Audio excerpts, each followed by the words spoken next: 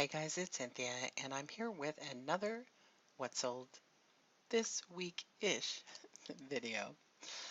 These are things that we sold on eBay this week that I picked out particularly because I think there's some information in each one that you can use, either because it was a hit or because it was a miss, because sometimes I think you can learn a lot from a miss as well.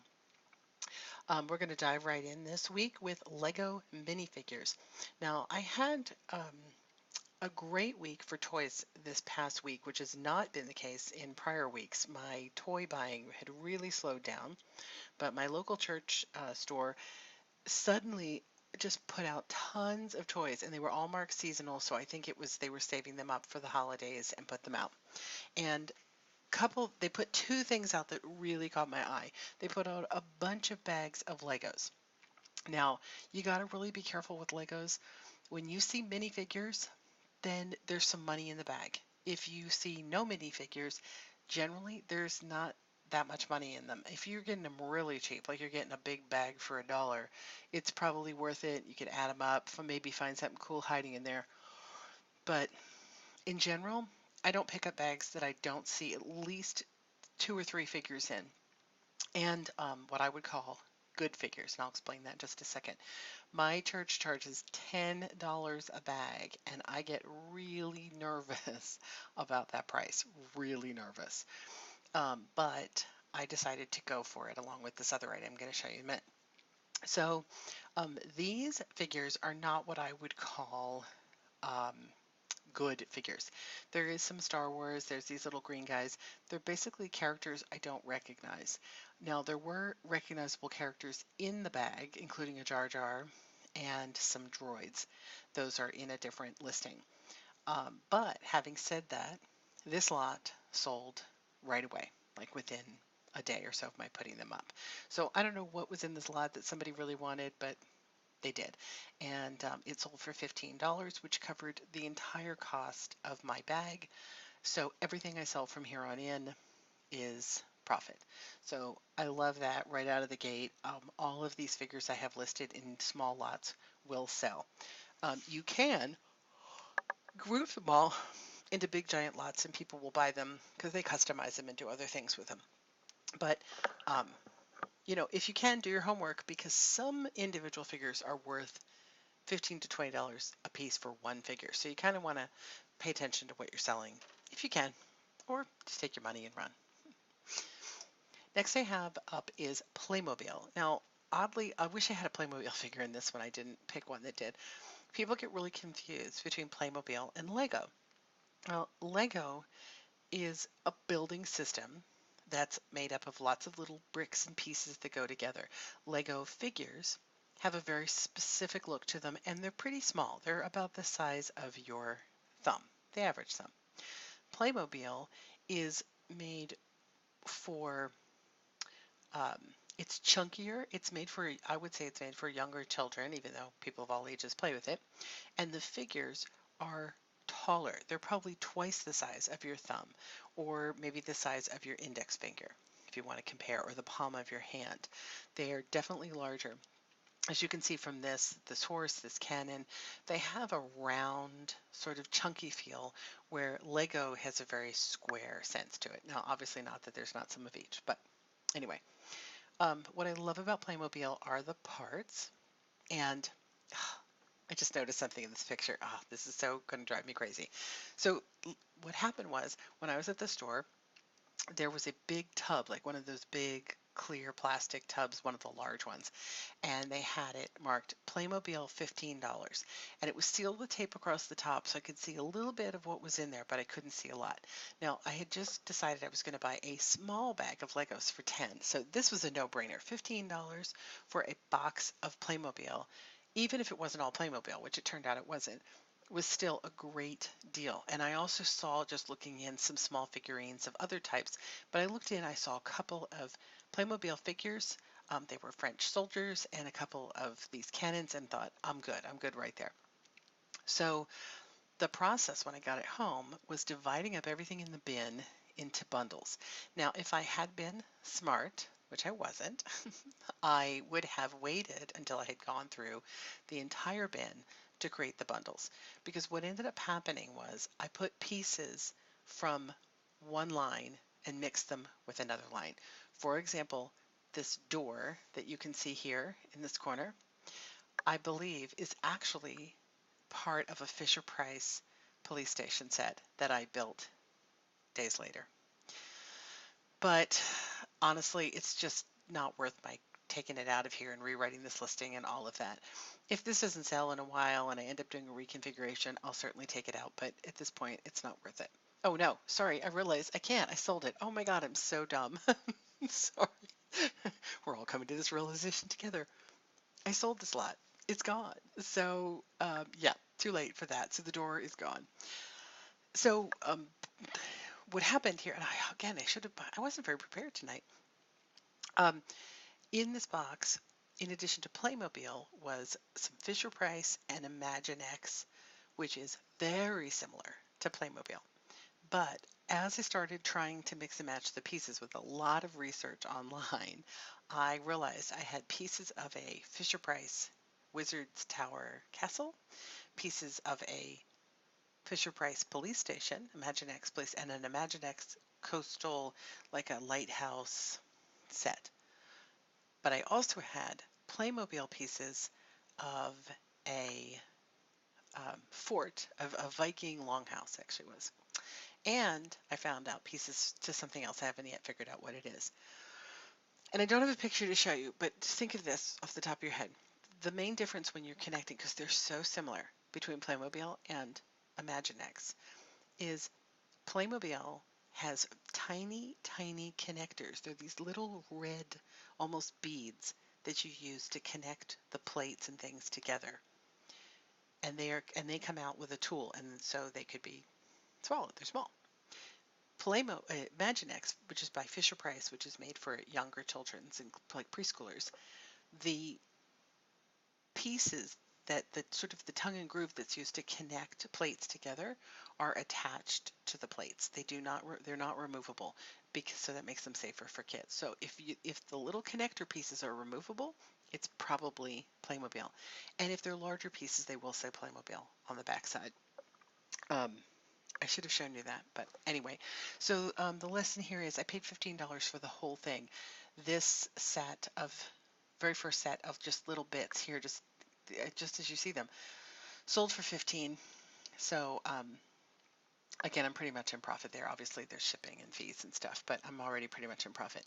I would never, ever, ever walk away from Playmobil unless it was insanely priced. I mean, if it was $100, if they'd put $30 on that bin, I would have had to think.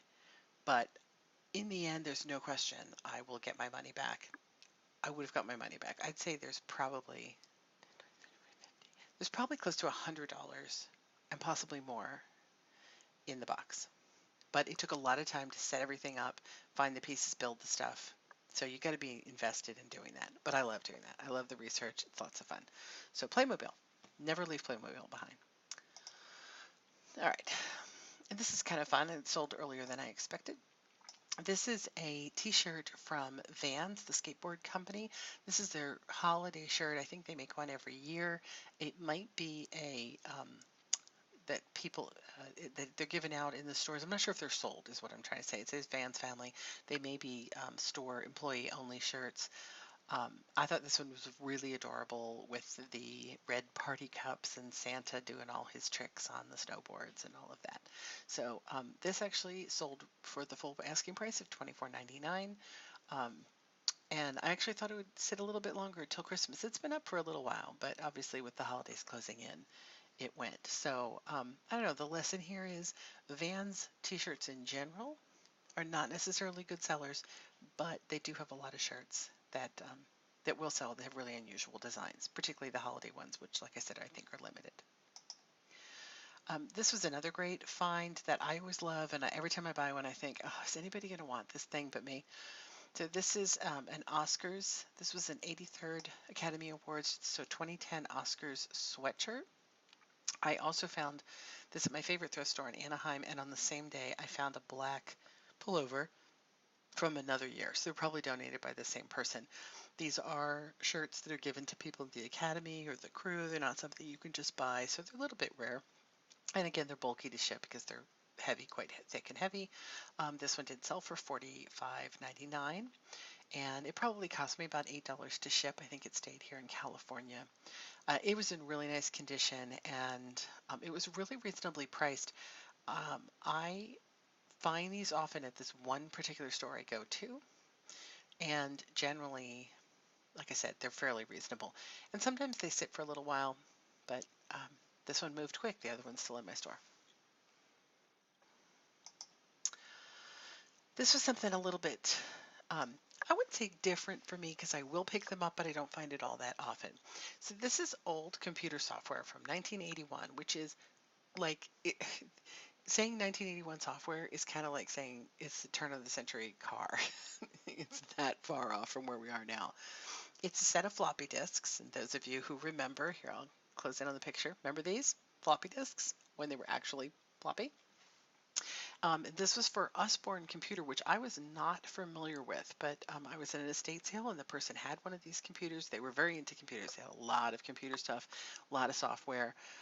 Most of it was newer software that can get a little bit tricky, but this really caught my eye because of the fact that they were floppy disks. There were 4 or 5 pieces of software and they were still in their original box. I grabbed them as part of a bulk deal of other computer stuff, and I will say when I got home, about a quarter of what I bought turned out to be really worthless. They were discs and things that I thought were all together, but they weren't. They were missing some pieces, but I paid so little in the long run, it didn't matter. I doubled my money of everything I bought that day on this one item. So, and again, obviously untested because I don't have this computer to test it. Some people buy them because they literally just collect old software. Some people are actually going to use them because they have old computers. But definitely, if you find anything floppy disk, look it up. Modern software is a lot trickier, like Microsoft Word, PowerPoint, things like that. Those, technically, my understanding, I could be wrong, is that you're not really supposed to be selling them. That technically, when you buy that software, you're only buying the license to use it. You're not buying the actual program. So reselling it is sort of like selling your license to like selling your business. I don't know, it's just selling off a license or like a rental copy to someone else. Um, so there are restrictions, but I don't know what they all are. And I know people do sell software, and I have sold some software. It can be really lucrative, but before you invest a lot, definitely want to check the rules on eBay, um, because there are rules about what you can and can't sell. And let me just say one other thing about that. You could go on eBay and say, well, other people are selling it, but that doesn't mean you're going to be okay. It's that same thing of, well, everybody else is speeding, so I can speed. That doesn't mean a cop's not going to pull you over and give you a ticket because you can't stop everybody. eBay can't stop everybody who sells stuff they're not supposed to. So you could be the one who gets in trouble and you could jeopardize your account. So do be careful with selling, like I said, particularly more modern software. Oh, sorry, I have one other thing to say about that. The other problem with a lot of more modern software is it has a code, a key code, and those key codes are only good for a certain amount of uses. So if the person who owned the software before you already used up the number of uses on the key code, then the person who bought it can't use it anyway. So there's that too. This is another one. This is one of these that my husband said, why are you buying that? No one's going to buy that. So I was at a very, very high-end estate sale where I could not afford most of the clothing. It was very high-end clothing and shoes and handbags. But the estate sale company took the bags, separated the bags from the shoes. Now, I don't know if they separated them or this is just how it was, but they would have done better to keep things together. So in the bedroom of the house was a tub of these different designer dust cover bags. So if you're not familiar, because you don't buy $500 handbags, these are basically just like a linen, a cotton bag, usually with a drawstring. Sometimes they have air holes, and they are designed to protect your very expensive shoes, boots, purses. Um, this is a Givenchy Givenchy, I believe. I also picked up a couple other ones, and I can't remember what the other two were off the top of my head. This was a very large one, so this was made to go around a big bag. And um, someone paid $24 for this. I might have taken an offer on it. I don't think they paid the full 24. I think I took an offer, but I still probably it was probably at least 20. And I think I showed these in a video. If you're interested in these bags, they're in one of my other videos because inside the bag I found the receipt for the purse that came in the bag, and it was like $1,000 or $2,000 purse. It was crazy. Like, sorry, if you buy $2,000 purses, more power to you. I could, yeah, no.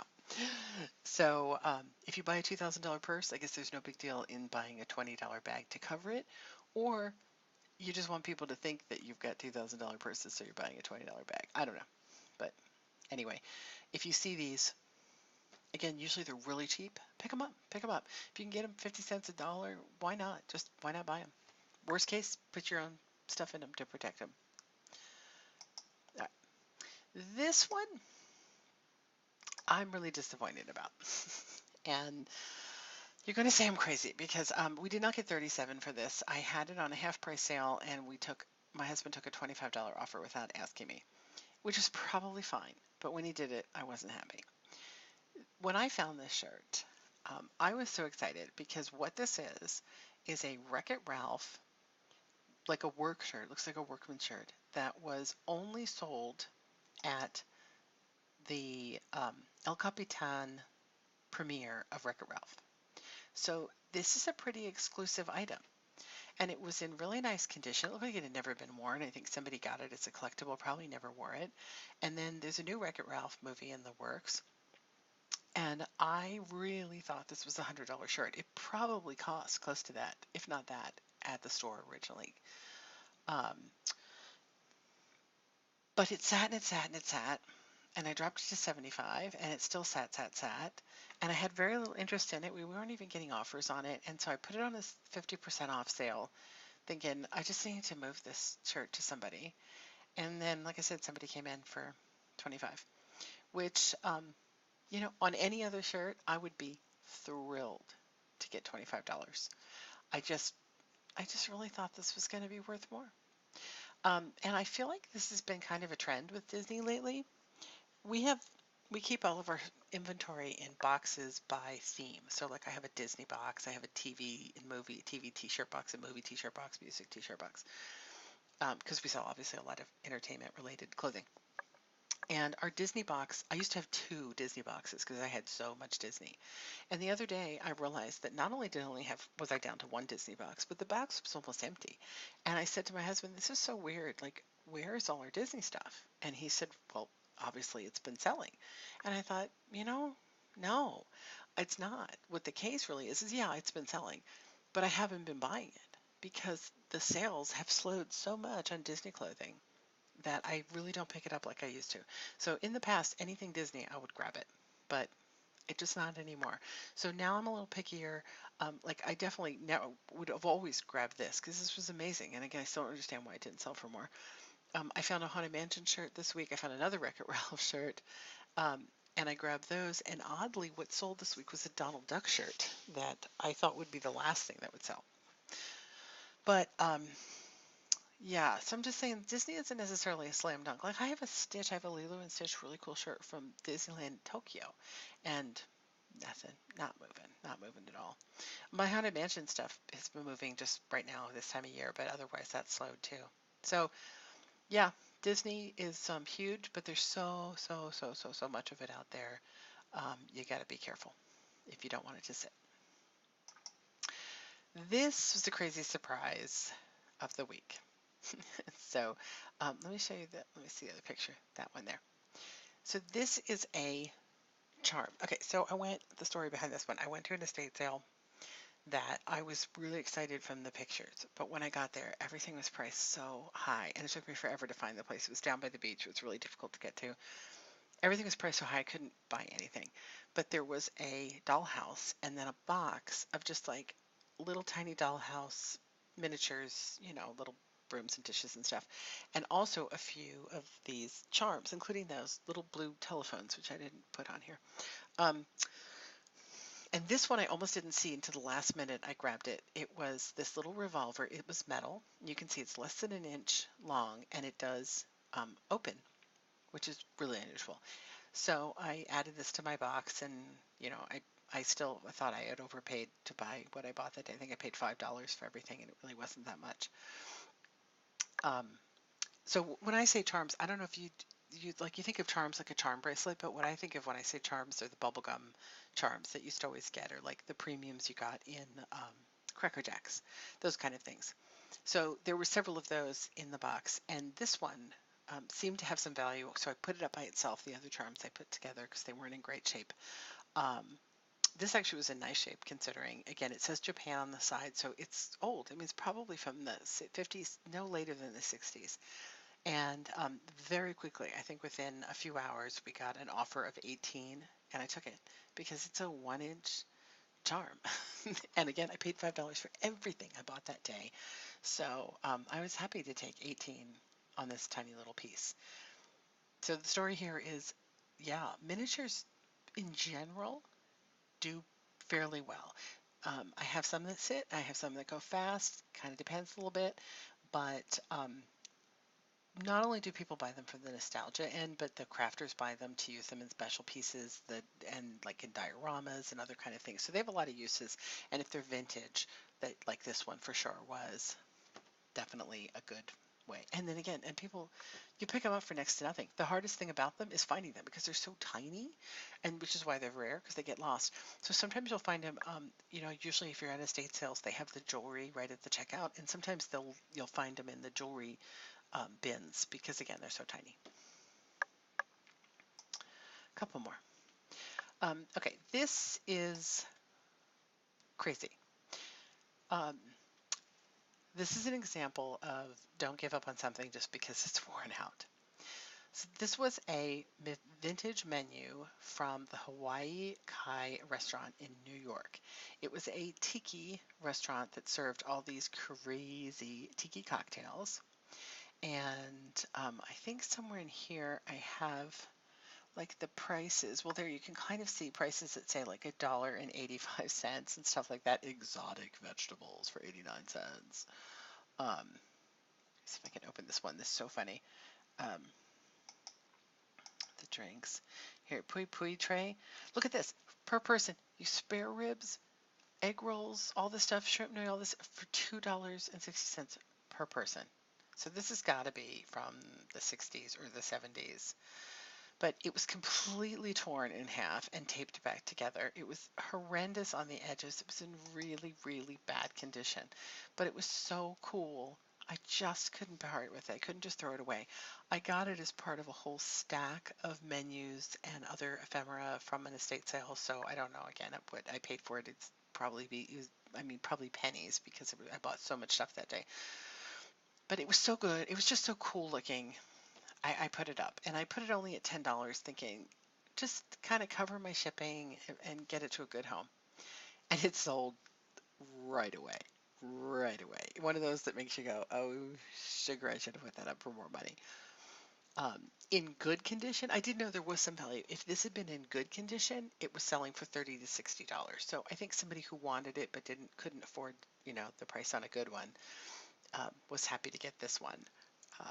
Because again, the art was really cool. It's just a shame it was in bad shape. But the point is, if it's rare, unusual, don't let that, don't be put off by the condition. Obviously, you don't want to pay, $20 for something that's falling apart that you're not going to get you're not going to get your money back. But, um, I've sold shirts that have rips in them. I don't like to, but it's happened on occasion. Again, if it's really rare, think of it this way: if you found a 1970s, 1960s Beatles, concert shirt. Did they even make concert tour shirts back then? And it had a hole in the, under the arm. Would you throw it away? No, you'd sell it, and you'd still get really good money for it. Um, so just keep that in mind. Okay, two more. This is another, speaking of weird things to throw away. I got this at the same sale. This was a manual for an adding machine with a decimal equivalent chart. When I looked at this, it was so complicated to run this. Look at this. It is so complicated. I don't know how anybody was able to use a machine like this to as an accountant. Crazy, crazy, crazy. There's an old if you ever watch I've Got a Secret or To Tell the Truth on what used the Game Show Network. I'm sure they still show that. They sometimes have commercials on there, old 50s commercials for this, the machines like these. And it's just insane what you had to go through in order to add a group of numbers. Um, so again, I didn't know if this had any value, but I thought it was kind of cool. The machines themselves I saw were selling on eBay. So I like I said, I grabbed up a bunch of paper. I didn't even really know what I had till I got home. I put it up and it sold for $14.99 in, like, again, hours. So the final thing I want to show you before I click on it, I have to tell you about it because it's so crazy. So DVDs, um, it is a DVD, but DVDs in general have really slowed in selling. People just don't buy them like they used to, and the market's gotten really flooded as people have gone to streaming and are dumping their DVDs into the market. And that includes box sets. I found that I love TV box sets. I collect them myself, but we find that, no joke, like a lot of the more popular titles, you know, they're for sale on Amazon for literally $2, $3 just plus shipping. There's just no money in them because even if I buy them at the Goodwill or something, they're $2.50 minimally. It's usually they want a little more than that for a box set. So there's just no money in them. But we were at Salvation Army and they had put out a bunch of box sets, and my husband's like, look at this one, look at this one. I'm like, nothing, no value, no value, no value. And then I spot one of my favorite old TV shows. Now, I have this box set, but I thought there was something in the back of my mind that I thought, I think this has some value. I think this is a rare or hard to find box set. So I looked this thing up on Amazon, and the lowest price on Amazon was $200. And I'm like, are you kidding me? No one's paying $200. It's the first season of an old TV show. Who is paying $200? So then I go over on eBay and see that everyone on eBay is listed for more than $100, and the ones that have sold have been selling in the 50 to 75 range depending on condition. So I'm like, this is crazy. So I bought it. I put it up. Within hours, we started getting offers from people, and here it is. Here Come the Brides. Do you remember Here Come the Brides? Love this show. David Soul, Bobby Sherman, and I just now realized what's really weird about this box is Bobby Sherman is dressed like a picture from his rock and roll days, not in his costume for the show. That's really strange. Just noticed that. Maybe that's why the box is so unusual. Seriously weird picture. Um, but I adore the show. It's really nice, family fun. If you've never seen it and you can get it, I wouldn't recommend buying the DVDs unless you really, really know you're hot on it. I put it up for 75. We ended up taking an offer of 65. Well, so I think somebody had offered us 50, and it was the first day, so I'm like, yeah, I'm not going that low yet because you can't touch it for 100. We were the lowest, but that would have been half of what everybody else was selling it for. And I could have put it up for 100, and I could have waited and probably gotten the 100. I just couldn't. I don't know how else to explain it. I don't know if that's stupid of me. I just felt like I almost felt like I was cheating people by selling it for more than $75. Um, and it's used, but it was in great condition. It was in very good condition. There was some very, very tiny bit of wear on the box. Really nice. Um, so we took a $65 offer within, I think, 24 hours of putting it up and sent it on its way to its new home.